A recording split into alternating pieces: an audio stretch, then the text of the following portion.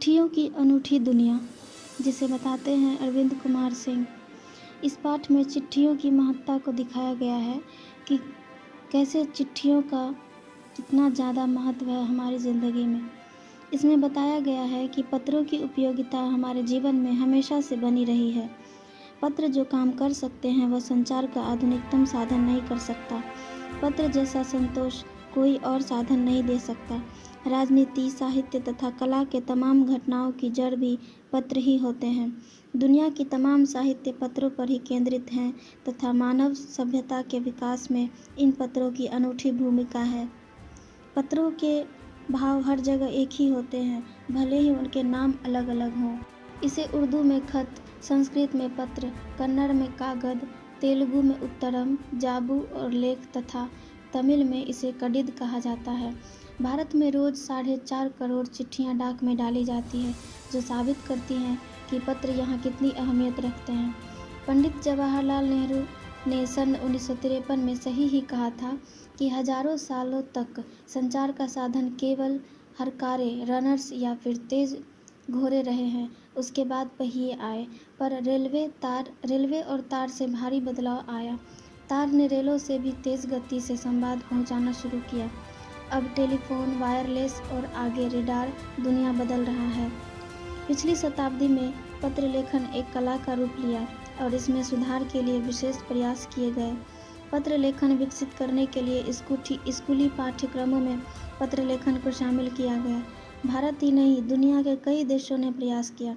विश्व डाक संघ ने 16 वर्ष से कम आयु के बच्चों के लिए 1972 से पत्र लेखन प्रतियोगिता शुरू की। आजकल मोबाइल, फैक्स, ईमेल ने चिट्ठियों की तेजी को रोका है, पर व्यापारिक डाक की संख्या बढ़ रही है। पत्रों के आने का बेसब्री से इंतजार हम सभी ने किया है। इसका अनुभव हम सभी कर चुके हैं।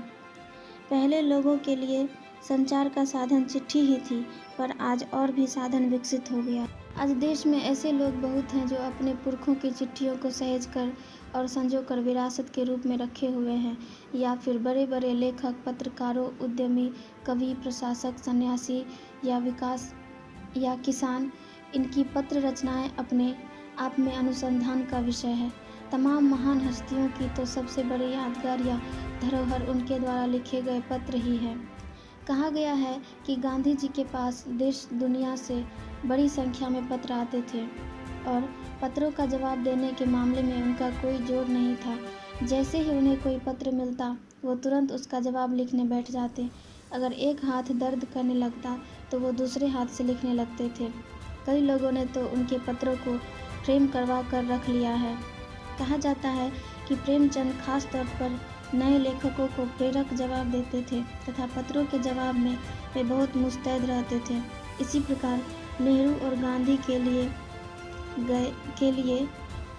लिखे गए रविंद्रनाथ टैगोर के पत्र भी बहुत प्रेरक हैं।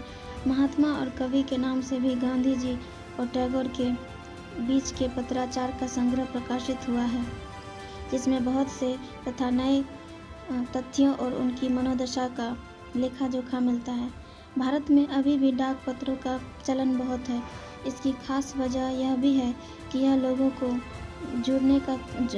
जोड़ने का काम करती है। घर घर तक इसकी पहुंच है। सभी तबके के लोगों को आज भी खतों का बेसब्री से इंतजार होता है।